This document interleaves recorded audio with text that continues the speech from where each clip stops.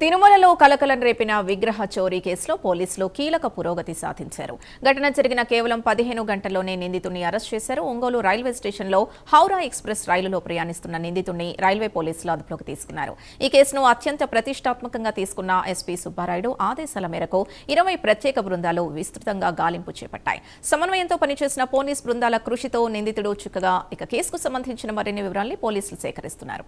మరింత సమాచారం కరెస్పాండెంట్ సునీల్ అందిస్తారు. సునీల్.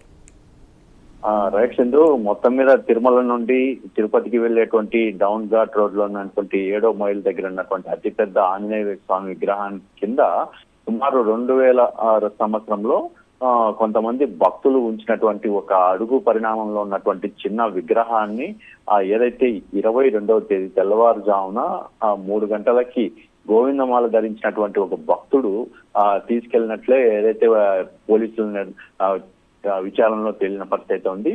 ముఖ్యంగా ఆ సీసీ ఫుటేజ్ చూస్తున్నట్లయితే సీసీ ఫుటేజ్ లో అతను నేరుగా అక్కడ శివ ఆలయంలోకి వెళ్లి అక్కడ నుంచి ఎత్తుకొని వెళ్తున్నట్టు గుర్తించడం, అతని ఫోటో పూర్తి స్థాయిలో ఇటు ప్రజలకు కావచ్చు, మరోవైపు సోషల్ మీడియా ద్వారా అందరికీ పంపించడం కావచ్చు, మరోవైపు 10 బృందాలని సుమారు 10 ప్రత్యేక బృందాలని గాలింపు చర్యలకి చేపట్టిన పరిస్థితి ఉందండి. ఎందుకంటే తిరుపతి ఎస్పీ సుబ్బారాయుడు ఇది ప్రతిష్టగా తీసుకున్న పరిస్థితి ఉంది. ఎందుకంటే ఒక ఆలయంలో చోరీ చేస్తే ఏం జరుగుతోంది అనే ప్రశ్న రావడంతో ఒక్కసారిగా 10 ప్రత్యేక బృందాలని ఇటు టీటీడీ విజిలెన్స్ విభాగంతో కలిపి భారీగా సెర్చింగ్ చేసిన పరిస్థితి ఉంది. కానీ ఆ భక్తుడు ఎక్కడి నుంచి ఎటు వెళ్ళాడు అని పూర్తి స్థాయిలో సీసీ కెమెరా చూసిన తర్వాత హౌరా ఎక్స్ప్రెస్ లో అతను ఏదైతే తిరుపతి నుంచి బయలుదేరినట్టయితే గుర్తించారు.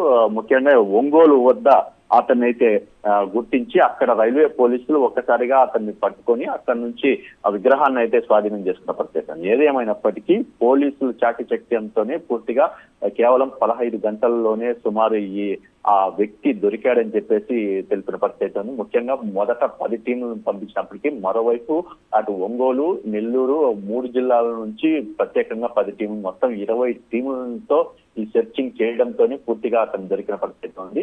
అతనైతే అరెస్ట్ చేసి విచారిస్తున్న పరిస్థితి ఉంది. దీనికి సంబంధించి మీడియా సమావేశం కూడా నిర్వహించే అవకాశం ఉన్నట్టు తెలుస్తోంది. సింధు.